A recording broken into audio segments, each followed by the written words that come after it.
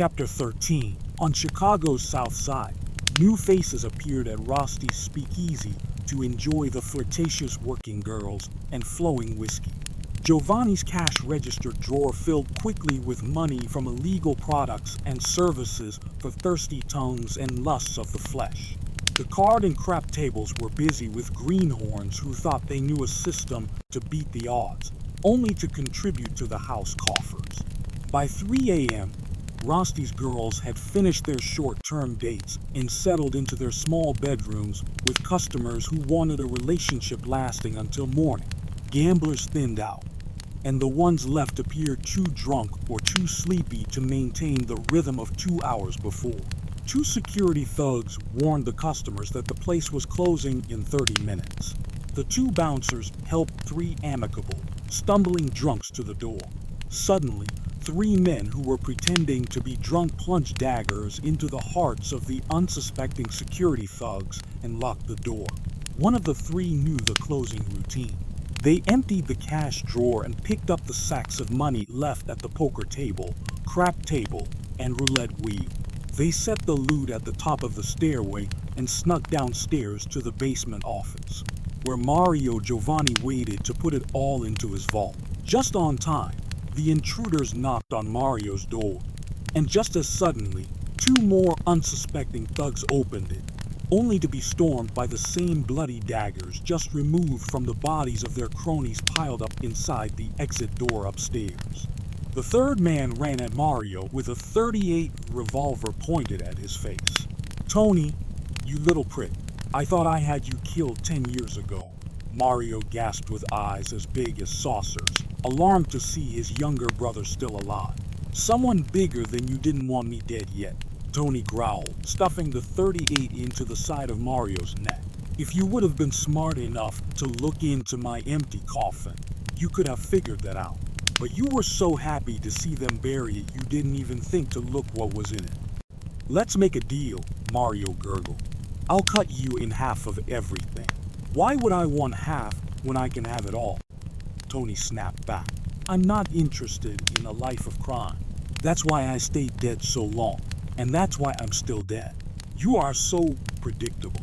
It's 3:30 in the morning, and you're sitting here in front of your open vault door, waiting for your henchmen to bring you more money, just like Dad used to do.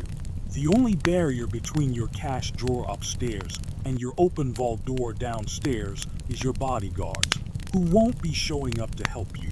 I'm glad you got a new crew since I have been dead. None of them knew who I was. Are all the guys I knew dead too? When you killed Dad, did you have to kill all of his crew too? Come on, Tony. We can enjoy huge profits for years to come," Mario begged. "Sure, Mario. I really trust you. You killed me, left my wife and kids with nothing. And I bet you killed my best friend, Lucas Fontanilla, too, didn't you?" "Lucas stole from me," Mario said with indignation. Maybe not. But now I'm stealing from you. But I'm only stealing all the money you stole from everybody else. You killed Dad too, didn't you? You killed me, and you killed Dad to get all the family fortune. Now, I'm just claiming what's mine.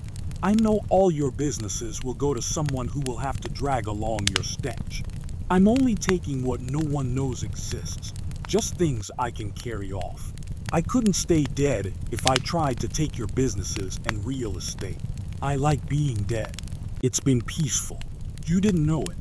But Dad gave me enough so I could stay dead for a long time. But I want to have a little more, and I want you to really be dead." Tony's 2 cronies took off their coats to remove the big laundry bags they had pinned inside. Then, they walked into the huge vault and filled the bags with neatly banded bundles of cash. "We need your bag, Tony," one of them said. "Our bags are full. Hold your gun on his head while I get my bag, and don't hesitate to pull the trigger," Tony commanded. "I really want to be the one to kill him, but go ahead if you need to." "Right, boss." Tony removed his coat, unpinned the drawstring bag, and handed it to the young no-name accomplice. "Take only the liquid assets that would not be traceable back to Mario," Tony reminded them. "Where are all the diamonds, gold, and silver that have been accumulated from all the heists for the last 3 generations, Tony demanded, pushing his pistol into Mario's right ear. All that stuff has been gone for years, Mario grunted. Bullshit, Mario, where is it? Tony pushed harder on the 38. And where's that million your boy stole from the 6 banks here a while back? I never got that money. Fontanilla must have taken it, Mario gurgled. You mean you killed him, and you didn't even find the money first? You must be the dumbest son of a bitch I ever saw. If he was the only one who knew where the money was, how did you expect to find it after you killed him? Now tell me where that million is, Tony demanded. There's a lot more than $1 million in there. But I don't have the million you are talking about. Mario's body shook. Then where are the 5 Lincolns and the 10 men involved in the heist? The Lincolns are out at the farm. The guys scattered for a while till things cool off, Mario explained. You mean the farm where you thought you had me murdered? Tony growled. Yeah, that's the place, you little prick, Mario huffed. Here is a stack of briefcases. Should I look in them? One of the boys in the vault asked Tony. Open every one of them, Tony confirmed. How many are there? Looks like 14. Mario clenched his teeth. Is that where the diamonds and gold are, Mario? Tony pushed harder. I guess you're going to find out when you open them, Mario squirmed. God, this is heavy. One of the boys grunted, hefting a briefcase to the floor and unbuckling it. This one is full of nice stacks of $20 gold pieces, he revealed, buckling it back up and putting it in the takeaway pile. And this one is full of diamonds, the other accomplice reported.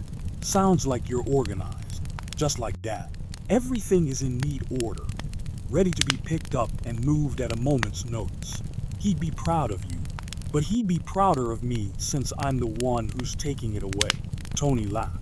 Looks like we have all that's here, boss. Good. Pack everything out to the bottom of the stairway, Tony ordered calmly, his gun still against Mario's head. The 2 boys packed the cases and bags out of the vault and around where Tony kept his. 38 pushed into Mario's ear. A pile accumulated at the bottom of the stairway.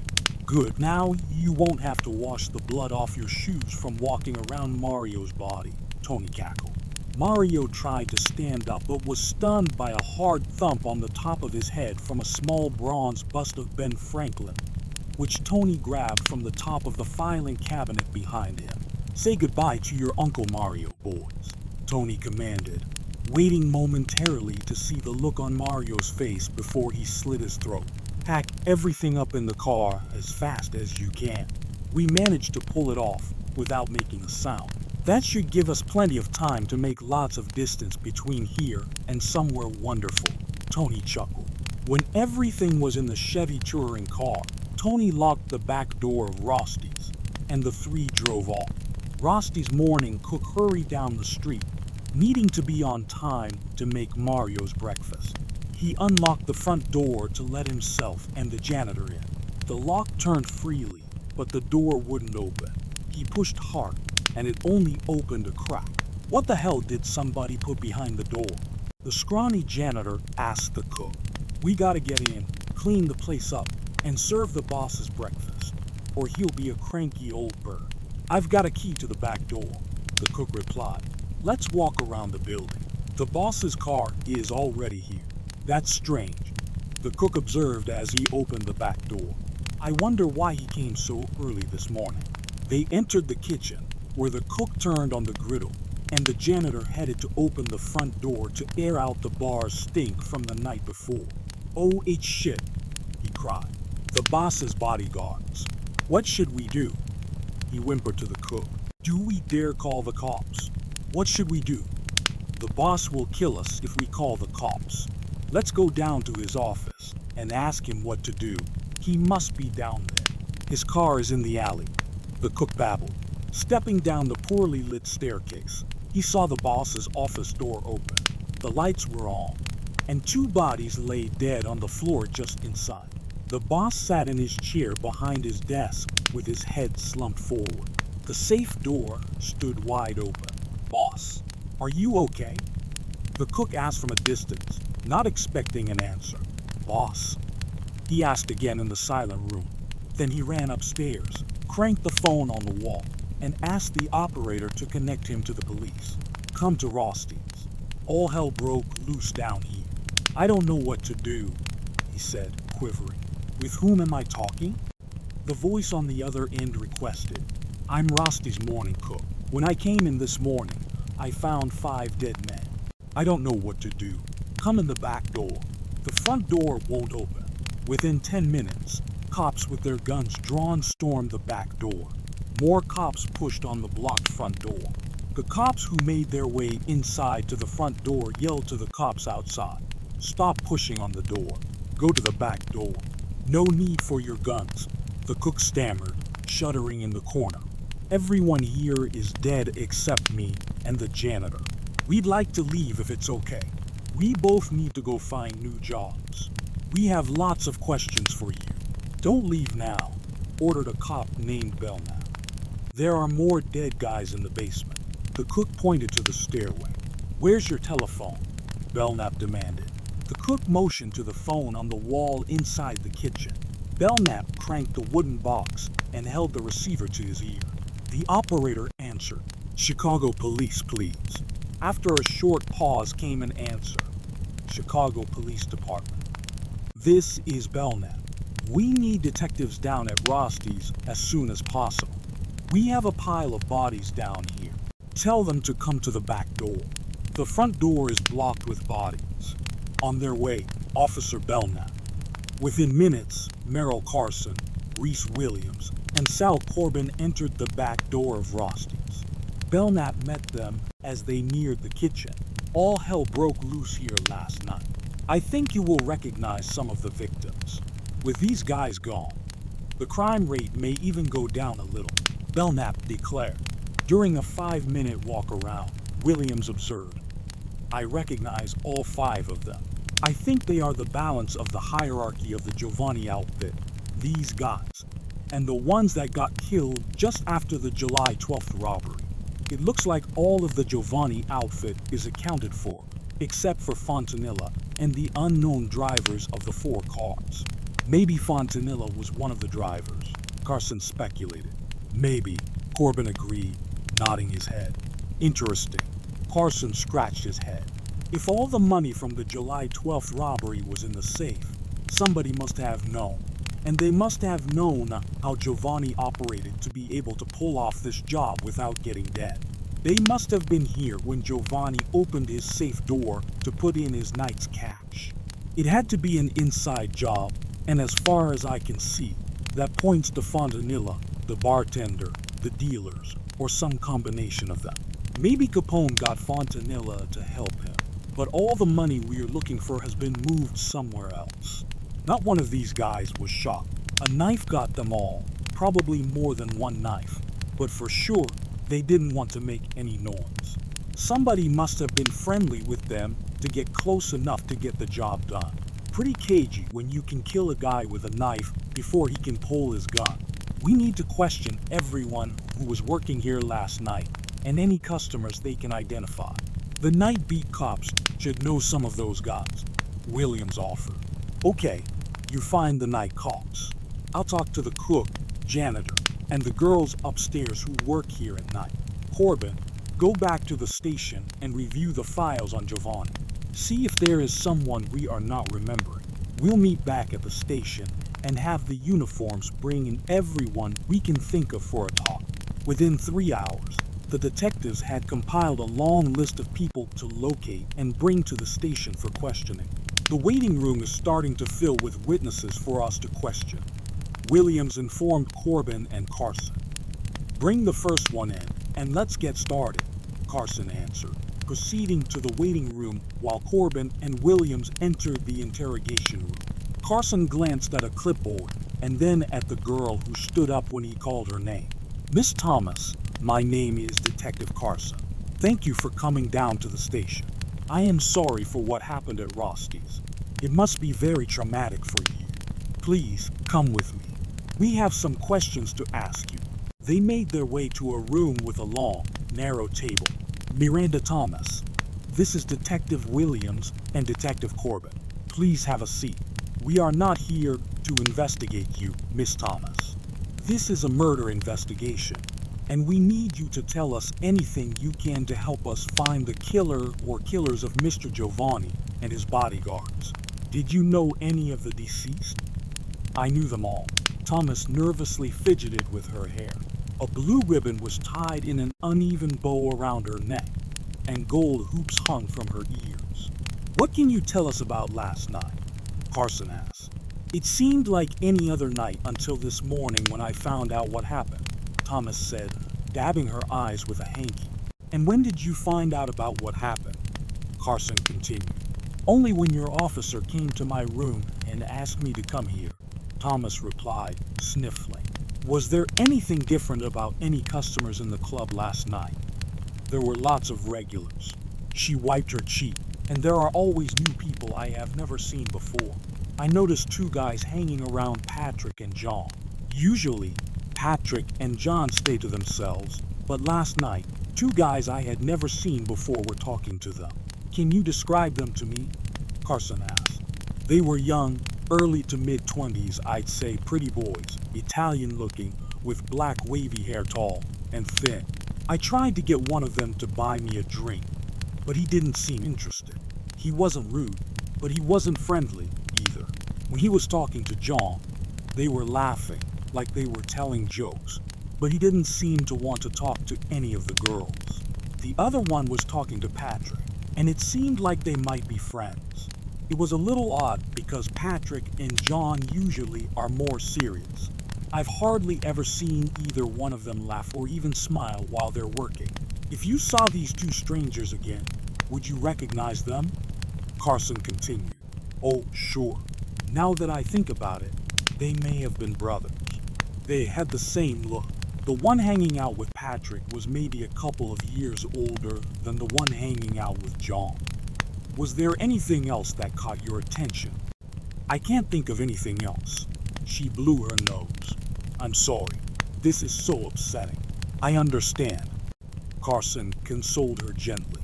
Would you be willing to sit with our sketch artist so he can draw a likeness of these two guys? Corbin asked. Sure, I'll help you any way I can, she sniffled. Can you think of anything else about last night that drew your attention? Williams questioned. No, I can't think of anything. If anything comes to mind, please let us know. Anything, no matter how small you think it may be, Carson reiterated. Sal, please take her to the sketch artist and bring in our next witness.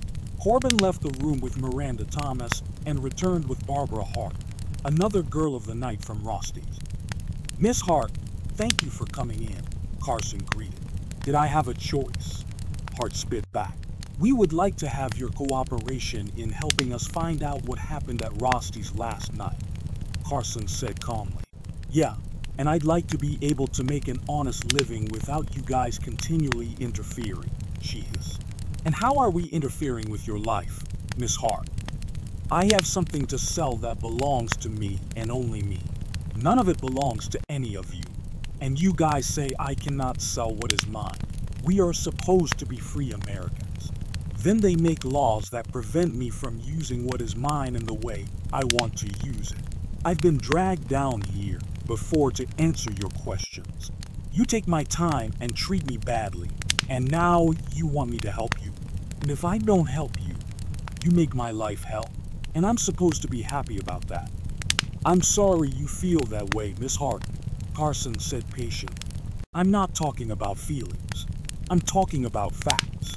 Because of the cops in this town, I'm no freer than a puppet who can't move until someone pulls my strings. I want to be free to pull my own strings, for hell's sake, Hart grumbled. Can we get to the issue at hand? Carson asked. What's the issue? You give me shit, and I am supposed to take it? Hart spit. Miss Hart, were you working at Rosty's last night? I met a friend there, Hart sniffed. Did you notice anything or anyone different from usual last night? Why would I tell you something that would make you want to arrest me? Hart said sarcastically. Miss Hart, this is a murder investigation, and your cooperation would be appreciated.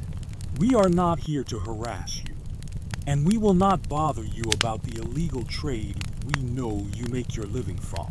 We just want to solve the murder of 5 men at your place of work, Carson said, still holding his cool. Well then, since you pointed out you know so much about me, I assume you know that my place of work is in my bedroom, and no one has been murdered in my bedroom.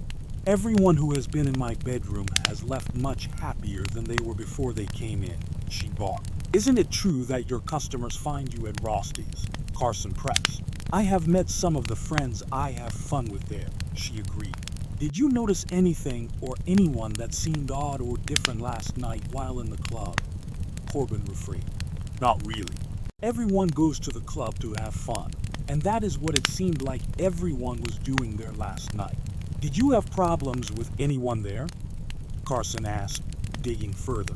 I don't have problems with anyone except cops who enforce laws that take away my freedom. I like everyone else, she retorted haughtily. What time did you leave the club last night, Miss Hart? Corbin asked. I went in at 8 o'clock and went upstairs before 8:30, she snapped. Is there anything you could tell us that may help us find out who murdered the 5 men there last night? Williams tried.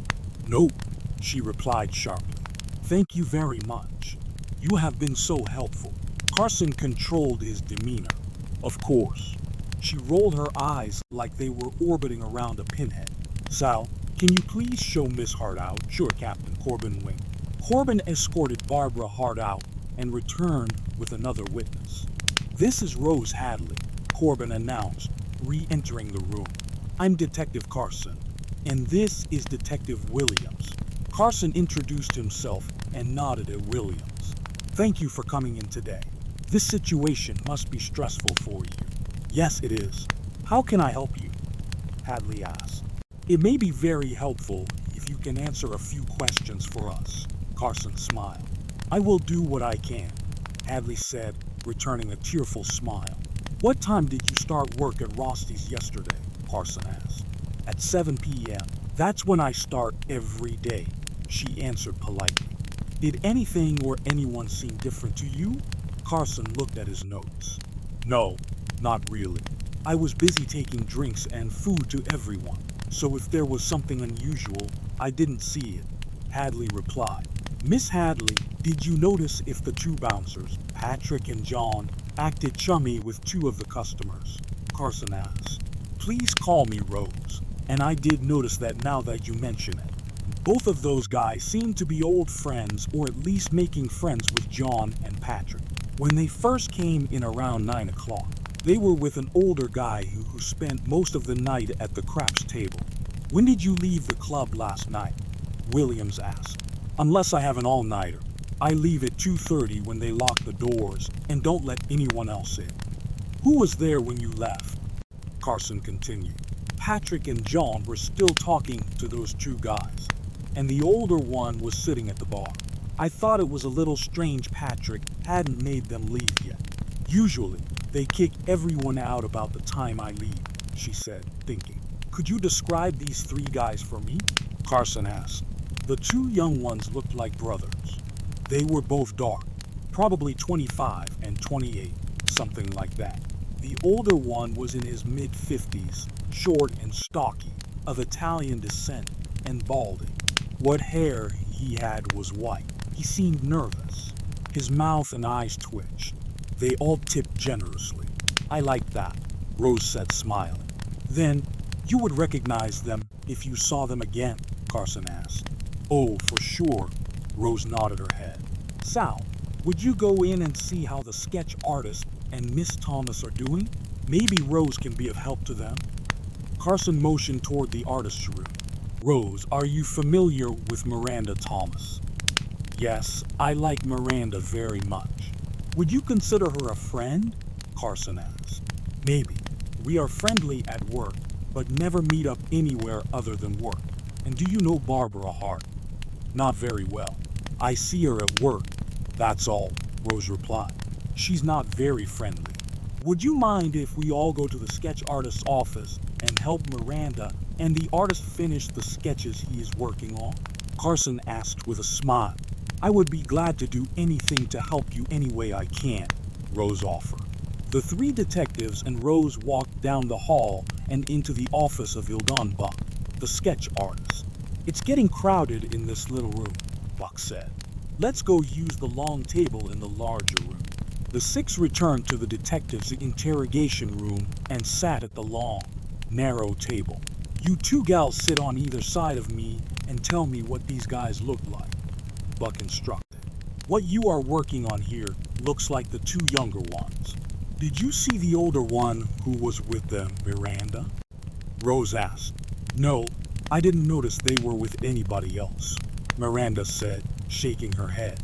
With Miranda and Rose's input, the two sketch was perfected. "Now, Rose, can you explain to Ildon what the third man looked like? Possibly Miranda will recognize him if she can see a likeness," Carson said. "We're so sorry to keep you both so long, but you are helping greatly. I don't think either of us has to be anywhere now that the club is closed. Neither of us has a job anymore," Rose said as she directed Ildon to the third man's thick eyebrows, broad face, square jawbones, wide chin, and round nose. "Okay, I saw that guy at the craps table, but I never saw him with the other two guys," Miranda pointed out. "They all came in together," Rose added. "Now that I see who you are talking about, he had a really big diamond ring set in a thick, yellow gold band. I always notice big diamonds," Miranda laughed, "and a gold chain around his neck. It was thick with long elliptical links. Yes, now that Miranda mentioned it, I remember both of those things. He was wearing a light gray suit, and he had a touch of gold on one of his front teeth. Not much, but just a hint. Try to remember anything you can about these guys or anybody else you can think of," Carson pushed. "There are always a lot of guys who come and go during the night, but these guys came in early and stayed late. They buddied up to the bouncers, too. That's not normal. They were all still there when I left." "That's not normal either," Rose commented. "Nobody else comes to mind at all. I didn't notice as much as Rose, but no one else comes to my mind either," Miranda remembered. "These drawings are exactly what I remember them looking like. Is there any way I can help you further? Please make sure we can find you. If you go somewhere, please let us know where you are," Carson directed, looking at both of them. "You have been a lot of help. You may need to testify if this ever goes to court. That's pretty scary in this town to testify against mob guys who kill people," Rose declared, now frightened. "We will protect you," Carson assured her. "I believe you will try to protect us, but I know cops are not the winners of most of the battles in the city. Please don't tell anyone who helped you with these sketches. We both need to be able to live and work here," Miranda pleaded, a worried look in her eyes. "I understand," Carson replied with concern. "Sal, can you show the ladies out?" Soon, Sal returned with another witness. "This is Gary Mason, a bartender at Rosty's.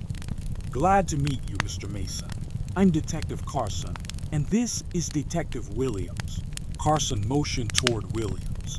"Thank you for coming down here today." "It didn't seem like I had a choice," Mason replied. "Murder investigations are pretty intense. I hope you can help us," Carson stated. "I've worked at Rosty's for 9 years. Mr. Giovanni was always good to me. I made a decent living there, and I liked all 5 of the guys who got killed there last night," Mason said. "Now I have to start all over somewhere else." "Do you have any ideas about who might have done this?" Carson asked. "Specifically, I have no idea. All the tough guys have enemies. It's just the game they play. They all want all the money, all the business, and all the women. None of them wants to share anything. What happened last night was only a matter of time. No one in their game gets to last. If their competitors don't knock them off, then you guys do. If you don't knock them off, they knock you off. I want to get the hell out of this city before getting caught in the crossfire. I want to make a decent living for my family, but I also want my family to be safe," Mason explained. "Did you notice anything or anybody that caught your attention last night?" Carson asked calmly. "No, not really. It was busy last night. I didn't have time to look at the crowd, but 3 guys stayed talking to Patrick and John. They were still there when I left. It seemed like they were getting pretty drunk, but they were happy drunks. They had Patrick and John laughing. I thought that was all. Patrick and John are usually really serious. They seldom even crack a smile, Mason reported. Are these three men the ones you are referring to? Williams asked, placing the sketches on the table in front of Mason. Yeah, that's them. It seemed like they were good friends with Patrick and John. The two younger ones talked to them most of the night, Mason said, scratching his neck. Do you have any idea who they are? Williams asked. No idea, just customers. If you've seen one customer, you've seen them all. Pretty soon, they all look alike, Mason sighed. Were they arguing with Patrick and John? Corbin asked. Not that I saw. It was more like they were friends. Who brings in the booze that you pour every night? Carson asked. You do know that it is prohibition, don't you? It shows up when I'm not there. I have never seen a delivery. Mason swallowed, hoping not to be implicated in wrongdoing. If you tell us everything you know, we won't bother you, Carson assured him. I know nothing and cannot tell you what I do not know. I never wanted to know anything because I never wanted to get in trouble for things I had no control over. I'm just trying to make an honest living in a dishonest world, Mason reasoned. We understand you are not the problem here, Carson reassured Mason. Is there anything else you can tell us about last night? I can't think of anything, Mason replied, scratching his head. Please call us if you think of anything. Will do. Mason rose to leave. Sal, could you please show Mr. Mason out? Sal soon returned with Sid Haskell, another witness from Rosty's.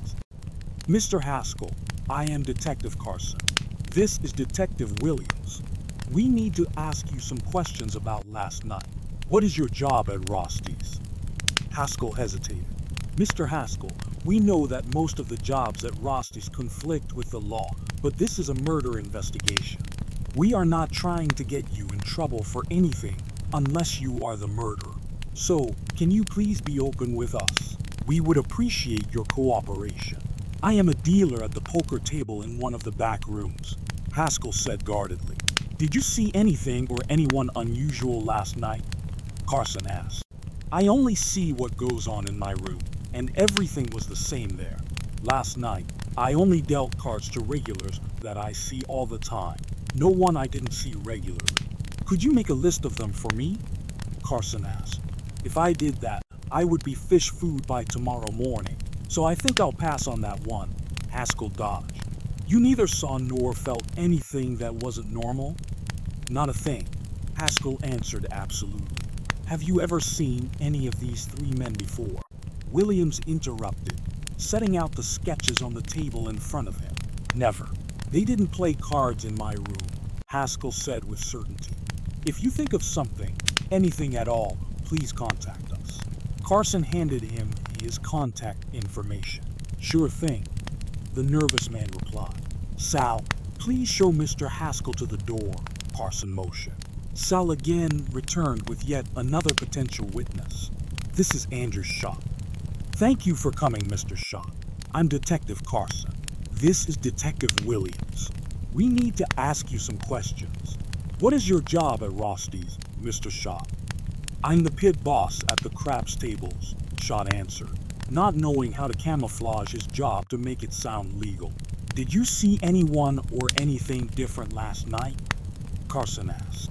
No, same old stuff, different day. Some of the same people, some different ones. Did anyone stand out in any way? Carson pushed. I only see the people who come to the area where I work, Schott said. There was one guy who I had never seen before who seemed to be a professional craps player. He knew how to place his bets to maximize his odds. He was a lot better than most of the guys who come in and throw their money away, hoping to get lucky. Is this the man you are talking about? Williams tossed the sketch of the older man on the table in front of Schott. Yeah, that's him. He was at the table for a couple of hours. He probably walked away with a couple of $1,000, Schott said. Was he with anybody? Williams asked. Didn't notice if he was or wasn't, but I probably would have noticed if he was. He could have been with someone who didn't want to play craps and didn't come to my area. Schott explained further. Did you see either one of these guys? Williams asked, setting the other two sketches in front of him.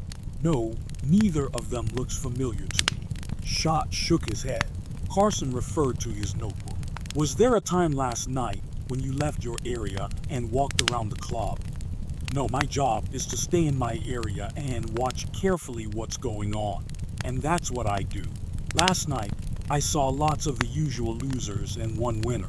And that was this guy, Schott said, motioning to the sketch. How well did you know the victims who were murdered there last night? Carson asked. I knew them all. I knew Patrick Smith and John Hall the best. They come around to check on everything upstairs. I saw a lot of them. Bruce Stelletti and Rich E. Luca always hang out close to Giovanni. I don't see much of them. Schott scratched his bum. It's hot in here. Yes, it is, Carson agreed. Can you open the window, Corbin? Carson motioned.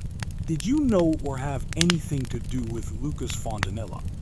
I knew who he was. He didn't work at the club, but he was there sometimes to see Giovanni. He did like to play craps. He was pretty good at it, too, like this guy, Schott noted, motioning to the sketch. Is there anything else you can tell us about last night? Carson pressed. Not that I can think of. If you think of anything, please let us know, Carson said, handing him his contact information. Okay. Schott stood up. God, it's hot in here. I need to get out to the street to cool off. He wobbled out, pulling his pants from his crack.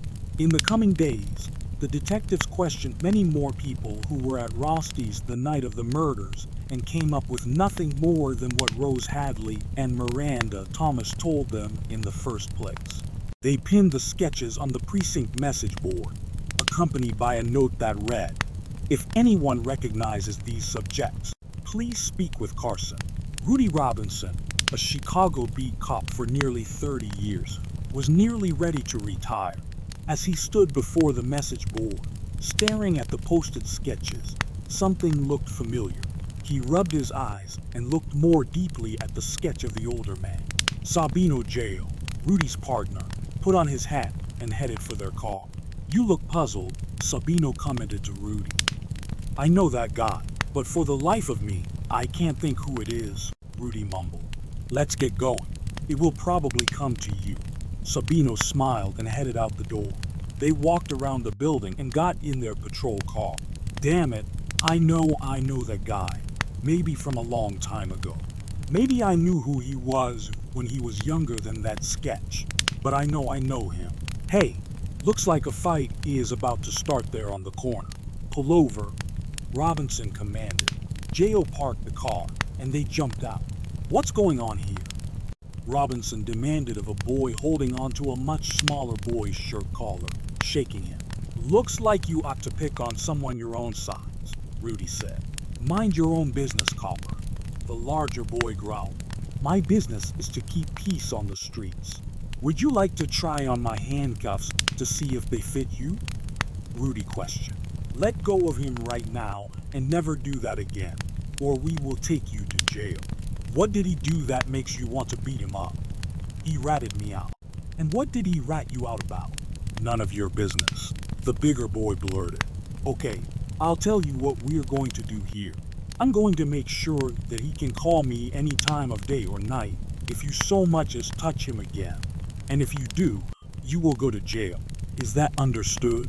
Now get out of here, Rudy ordered as he put his hand on the smaller boy's shoulder. If you have any more trouble with him, call me. Here's my number. Rudy handed him his card.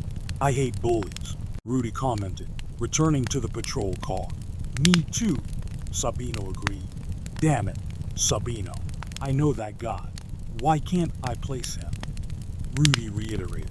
Stop thinking about it, and it will come to you, Sabino reassured him as they drove by a cemetery. That's it. Pull into the cemetery, Rudy ordered suddenly. Park where we can watch that funeral with binoculars. That must be Mario Giovanni's funeral going on over there. I remember. I watched 2 funerals with my binoculars in that same place years ago to see who showed up. The graves were located next to each other, and the services took place about a year apart. We always suspected Mario of killing his brother, Tony, and his father, Mario Sr. After they were gone, Mario got the whole Giovanni empire, and now they're burying Mario with the people he killed. Stop here, Sabina. I can see everything between those two trees. It's coming back to me, and it's making sense. That sketch on the board is Tony Giovanni. But you said Mario killed Tony a long time ago. Didn't you just say that? Sabino questioned. Yeah, Rudy said, looking through the binoculars. I did say that. Then how could that sketch be him? Not exactly sure how it all falls together, but Carson will be very interested in Tony's resurrection from the dead. Tony was the good Giovanni. He wasn't like Mario, who would skin his grandmother and sell her hide to a tannery. Tony didn't want to be involved in crime, but since he was born into it, it was hard for him to shake. I wonder what he's been doing for the last 10 years? Rudy said, watching the funeral. How many of those guys are paying their respects to Mario, and how many just came to make sure he's dead? He was a ruthless son of a bitch. You really think that sketch is Tony? Sabino asked. Pretty sure, Rudy replied, watching. As soon as everybody leaves, I want to look at the dates on Tony's headstone. Then, we can look at the old newspapers from that time period. I can almost see the front page headlines when he was killed. It seemed like there was a big picture of him that we could compare to the sketch. If what I'm thinking pans out, we'll need to obtain a court order to exhume Tony's coffin to determine who's inside. There are lots of missing gangsters. That may have been a good place to hide one of them. We may need to contact the funeral home that handled Tony's funeral. Maybe someone there can shed some light on who they put in the box. After the funeral dispersed, Sabino drove closer to the site, where a workman shoveled dirt back into Mario Giovanni's grave. Rudy walked over to the huge stone of Mario Sr. He observed aloud, April 9th, 1913, and Tony died April 9th, 1912. That doesn't sound like a coincidence. I wonder what significance April 9th has to Mario. He had them both killed on the same day, a year apart. Let's go to the newspaper office and see if we can get a paper from around April 9th, 1912, with a picture of Tony. Nice day today. I'm glad there haven't been any emergencies. We've had time to do the detective's job for them. Sabino parked in the newspaper's lot. Yeah, Carson is going to shit his pants when he finds out he's looking for a guy who's been dead for a little more than 10 years, but who's still walking around. Rudy chuckled, getting out of the car. They walked to the front desk. We need to look at some old newspapers, Rudy said. Do you have a particular date in mind? She asked. Probably April 10th, 1912. Let's start there, Rudy said. She led them to a room filled with file cabinets and opened one labeled second quarter 1912. April 10th, here it is. We still have copies of that day, she commented, handing one to Rudy. There it is, front page. Tony Giovanni. Just like I saw him in my memory. We need to take a copy of this paper to Carson. How much do you charge for old papers? Rudy asked. 10 cents, she replied. Rudy put a dime into her palm. Drive me back to the station, Sabino. You owe me big, Carson, Rudy blurted as he entered the detective's room at the station. Hi, Rudy. What do you have for me? Carson asked. It's going to cost you. Nothing is free, you know, Rudy said, holding the paper behind his back. What's the old goat up to now, Sabino? Corbin smiled. I think you're going to like it, but like he said, it will cost you, Sabino smiled. We have been doing your job for you all day. What have you guys been doing? And what's it going to cost me? Carson grinned. Well, for starters, I want in on the Giovanni investigation, Rudy began. And then maybe beer. I really like beer. Don't you know it's prohibition? You're a cop, Rudy. No beer for you or any of us, for that matter, Carson retorted, smiling. Then gold, lots of gold. Rudy grinned as he handed the paper to Carson. You're looking for a dead guy who's not really dead. We need to find out who's been in his coffin for the last 10 plus years. I'll be a son of a gun, Carson exclaimed, looking at the picture in the paper. This was a year before I went to work here. That's the trouble with you young bucks. You can't remember anything that happened a while back because you weren't born yet, Rudy sang. Well, thanks to the old fart that's been here since Moby Dick was a minnow, Carson snickered. You're right. Let's dig up Tony's coffin and see who's in it. And yes, you are in on the investigation, since you just made it bigger. It says here that Stopello Funeral Home handled Tony's funeral. Let's go talk to Stopello, Rudy said. Let's go. Sabino pushed Rudy out the door to their squad car.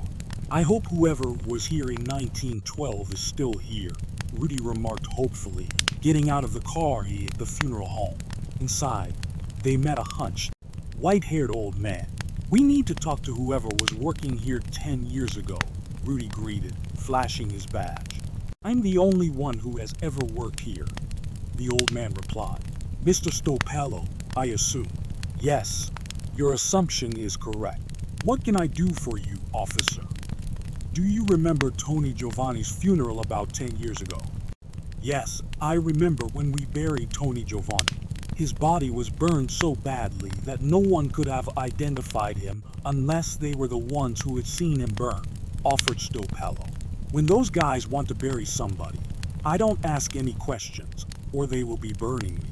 The less I know, the better off I am. Are you sure the burned body you put in that coffin was the remains of Tony Giovanni? Rudy asked. That's what I was told, Stopello replied. How much does a body decompose in 10 years, Mr. Stopello? Rudy asked. They pretty much dry out and look like a mummy. But that burned one was already unrecognizable even before we buried it. It probably looks almost the same as it did then. Is there some reason you don't think it is Tony Giovanni? Right now, we don't know what to think, Rudy offered. Did you look after Mario Giovanni's funeral earlier today? Yes, I did, Stopello said, handing Rudy a funeral program from Mario's funeral. You must bury a lot of gangsters, Rudy surmised aloud. Somebody has to do it. Most people I deal with have roots in the same part of Sicily as I do. Who arranged for you to take care of Mario? Asked Rudy. I can't give you a name. It was a woman, around 35, kind of a peroxide blonde floozy. She came in, told me what she needed, gave me the cash, and left. I took the cash and did it, Stopello said. Thanks for your help. Back at the cemetery, the detectives watched as two men dug into Tony Giovanni's grave. Tony's coffin had rotted and was no longer intact. The diggers excavated around the rotten wood and rendered a heavy tarp underneath the disintegrating coffin to lift it out of the grave. At the police lab, the teeth of the burned, decomposed corpse were compared with the dental records of Tony Giovanni, and it was determined that it was not Tony.